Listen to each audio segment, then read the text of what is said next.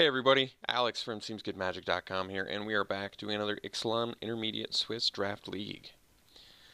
Rare is Herald of Secret Streams, which I think is a great card, particularly for the Merfolk deck, since there's a lot of cards associated with +1/+1 counters in the archetype, and it can get its own ability with a +1/+1 counter. This card's super good. Yes, it's a 4-mana 2/3, but that upside is huge. Also, if you already have pumped Merfolk, you just play this dude and suddenly they're all unblockable. Super strong. Not even giving up anything too crazy for it. Like, I think the Bishop is legitimately a good vampire card, definitely. Conquistador, certainly fine for that archetype as well. Hammerskull's very good dinosaur, but definitely starting it off with the Herald. That seems just fine to me. Okay, so we have a Water Trap Weaver, which I think is a great follow-up Merfolk card. Tashana's Wayfinder. I think I like the Weaver more. I mean, this guy's been, it's basically tempo. The thing is, if I'm going Merfolk, and you don't have to go Merfolk. This certainly works outside of the Merfolk archetype. But I'd have to end up blue-green if I end up Merfolk. So, do I like something that could potentially be a 3-mana 3/3 in Explorers, or a 3-mana 2/2 and lock something down? I don't know. I've been pretty impressed with the Weaver. There's also Perilous Voyage, which I think is pretty good. Stormfleet Spy, but yeah, I'm fine picking between a Weaver or a Wayfinder here. Explorer is quite good. Yeah, actually, I guess, the Wayfinder has better synergy with the Herald, too. If it gets its +1/+1 counter. Alright, we'll go Wayfinder. I guess we're kind of getting into this archetype pretty quickly if we do this, but we'll see what happens. Okay, so now there's Opt, which seems fine. Scry 1, draw, 1 mana. Nothing, cantrips for 1 mana. Has an additional effect on top of that. Seems like a fine pick here. Not an exciting one, but otherwise, best card in the pack. I think Call to the Feast is pretty good. 3 bodies, 4 mana. They all have lifelink. Direfleet Captain's pretty good. Bishop Soldier is pretty good too. Nothing crazy here though, so we'll take the Opt. Okay, so now there is Shipwreck Looter. What's the strongest card here?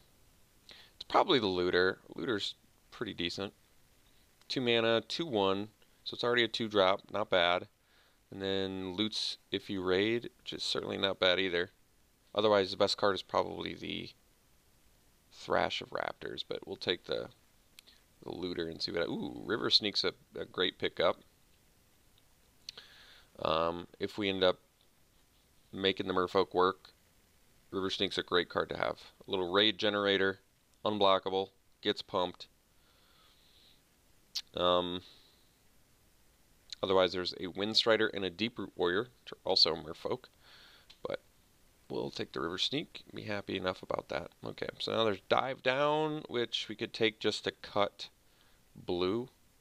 We only have 1 green card, so maybe Merfolk won't work out, which means you could go more of a pirate route, which seems fine with these cards too. And then the pirate colors would be blue-black or blue-red. So maybe we could just take the Mark here if green's not open. Mark's pretty strong card. Put that on River Sneak too. It's pretty nice. Alright, take the Mark. Desperate Castaways I don't really like that much. I think this card's pretty strong in the format, though. I've been really impressed with it. Sleek Schooner, Jungle Delver. Could take the Sculptor. Sculptor is, I guess, good with Wayfinder. Not incredible, though. It's okay with a Looter. Could just take another Looter. So, definitely good with Enter the Battlefield effects. Only Merfolk synergies we have right now are River Sneak. Could just take the Shipwreck Looter. Not a particularly exciting card, but it's a 2-drop. It's got an effect on it. Storm Sculptor is not bad either, but I'm going to take the Looter. So here we can take another Opt, which I guess I'm okay with.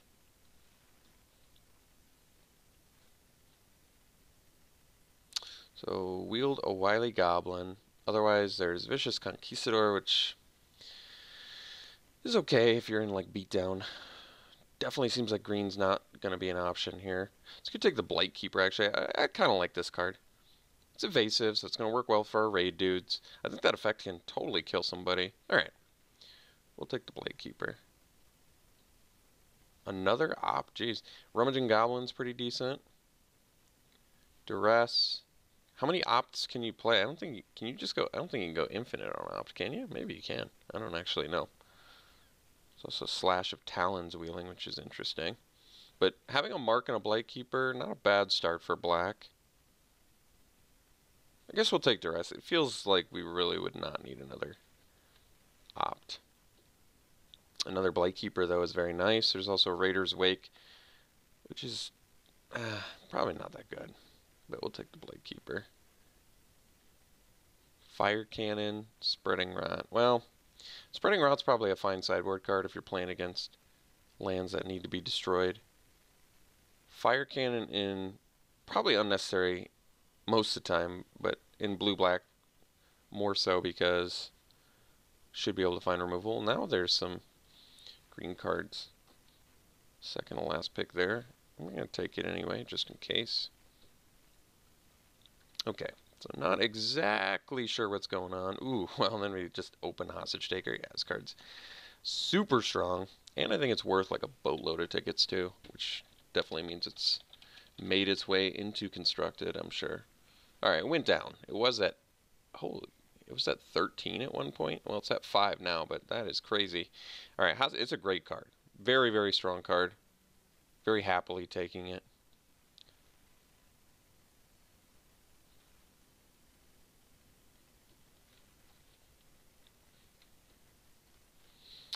Okay, so what do we have here? Skullduggery. It's not a particularly exciting pick, but can start the removal train. Otherwise, we could take the March of the Drowned. Current Pirate count is 1, 2, 3, but we could totally find some more.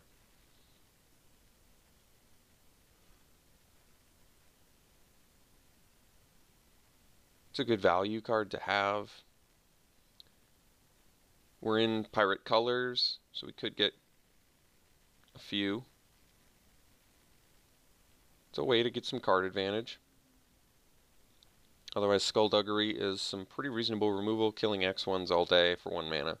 It's pretty nice. We are completely devoid of removal at the moment, so I think I'm going to take the Skullduggery. Might even wield the March of the Drowned. We'll see. Siren Lookout is evasive. It's a pirate. It's explores. So it technically does work with Herald of Secret Streams, even though it already flies. So, sure. Look out. Look out, guys. Alright, Depths of Desire bounces. Might want that. I think Bonnet Horncrest is a strong card. But we'll take the Depths. Seems fine. Could be another tempo-based deck here. Current removal is not terrible, actually. We have the Depths and the Hostage Taker. Shaper Apprentice. Well, if I had more Merfolk, I'd be on board. There's Lurking Chupacabra, but basically don't even have any Explorer other than the Lookout. Is that right? So we could find more, but I mean, it's cool. Otherwise, there's Storm Sculptor. Could get yet another pure evasive guy. It's a little bit of a drawback, though, having to bounce something. But we have the 1-drops. Maybe it's not bad. 4 mana, 3 power, unblockable.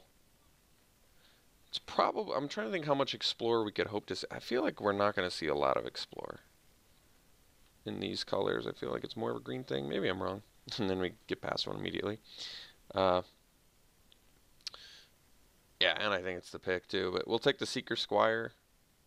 So we're up to 2 Explore cards, I guess. Both of which work well with Storm Sculptor. That seems fine. So, what did I say? Current removal count is Skullduggery, Depths, Hostage Taker. A little bit removal light, but that's okay. A lot of white cards. But, I mean, we have a lot of incentive to be blue-black with Hostage Taker. This card is very good. We'll take the Spell Pierce, I guess. It seems pretty unlikely we'd play it, but we'll cut blue. Conquistador. I don't think we're going to play it. We'll cut black, though. Hoarder's fine. 2-drop. We're pretty well positioned to be a tempo deck. Problem is we need some more tempo cards. So we want like more bounce or cheap removal. Raider's Wake. I mean, I doubt I would need another Duress or Spell Pierce. I guess we'll take it, but I don't think. I mean, the thing about Raider's Wake is I certainly don't hate it in this deck. I mean, in terms of actually being able to get the raid going every turn, we're going to be able to do that. We have Blight Keepers. We have a lot of evasion. But is it ultimately, is the payoff worth it? And I think the answer is no. I think people spew out their hands pretty quick in this format, which makes it potentially useless. Unfortunately, it's not discards a card and loses 2 life. That would be kind of cool. That would actually be really cool, but because then it would at least have application outside of making them discard, but it doesn't. So once they're out of their hand, it doesn't do anything. So we have Heartless Pillage. I mean, Mind Rot typically not super playable in Limited either. I mean, I guess this is strictly better since it's got additional stuff on it, but still not very good. So we could take another Siren Lookout. There's a Bloodletter, though. I think I'd rather have the Lookout. There's also a Perilous Voyage, but I kind of want the Evasion plus Explore a little bit more. You can never really have enough flying or Explore effects in your deck, so otherwise there is Perilous Voyage, yeah, which is good. And I think the Bloodletter is very good too, but we'll take the Lookout. Let's get the... Ooh, Wanted Scoundrels is great. So we're going to take that over Interloper, Mark, Skullduggery. There's a Rootbound Crag in here, huh? Sailor of Means, 3-drop, 1/4, so it can block.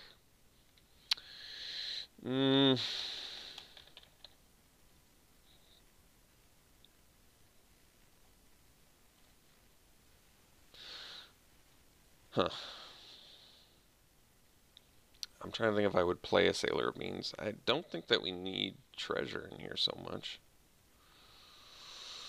I mean, it's okay. 3 mana 1/4 is pretty unexciting. I think we're just going to take a ticket. I'm not really interested in any of that. So, Heartstopper, but Contract Killing is actual hard removal. Fleet Swallower.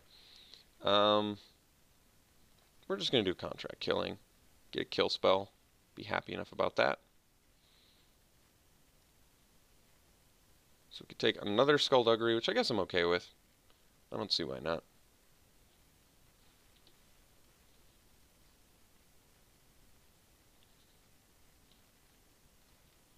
Sure, Deadeye Tormentor totally seems playable in here. Fits our curve well. We're going to be able to get that raid. It's not a super exciting card, but certainly something this deck could use. So we could take another Storm Sculptor. I mean, I do want... What's our evasion count? I mean, basically we have 2 Blight Keepers, a River Sneak, 2 Lookouts, and Storm Sculptors. That's up to 6.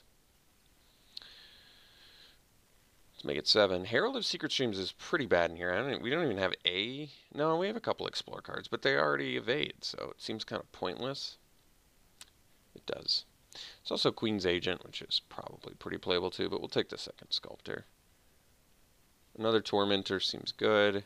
Take that. I mean, at least I guess we're getting some raid cards to go with our sculptor. But yeah, I think we're first cut's probably the Herald of Secret Streams if we can even find an upgrade for it. Basically, it's just unexciting. Not even a way to make it unblockable currently. Well, I guess that's not true. We have a Seeker Squire. So we have like 3 cards in the deck that it interacts with. Yeah, I mean, I guess it technically interacts with River Sneak as well. So you could take the Fire Cannon, could take the Costly Plunder. None of it's all that good. Costly Plunder's fine.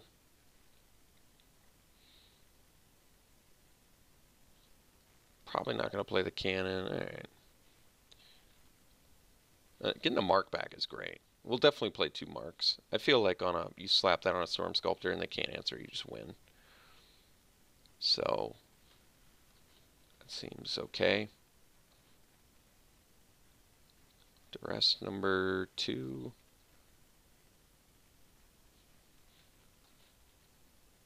So, not a particularly exciting deck, to be honest, but there's some cool stuff going for this build here.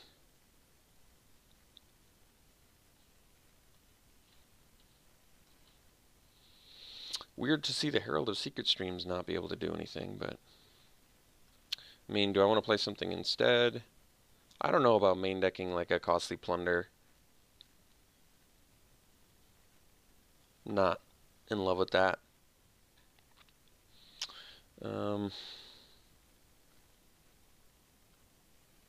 Could give us some potential card advantage, I guess. You still have to sack something, though, which makes it a lot worse. We don't have much in terms of treasure generation. Basically a hoarder, which I guess does kind of work well with Costly Plunder.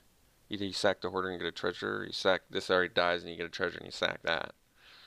Either way, it kind of works well with it, but or an Explorer 2-drop like Seeker Squire probably works fine with it too. Or the Tormentor. I mean, there's some stuff we can sacrifice, but wish the Herald of Secret Streams is so much better. What are the actual cards that synergize with it? Just 3 cards in the deck. Yeah, it's basically a 4-mana 2/3, which is pretty bad. Could play Conquistador instead, but just a 1-drop 1/2.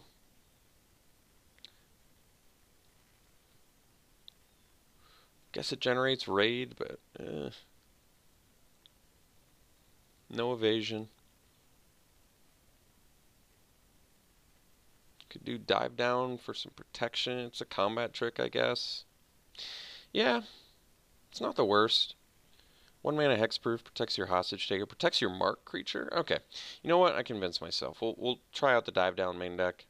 Certainly unexpected. We certainly have enough creatures still. Curve looks pretty good. Removal wise, we've got depths, 2 Skullduggeries, contract killing, hostage taker.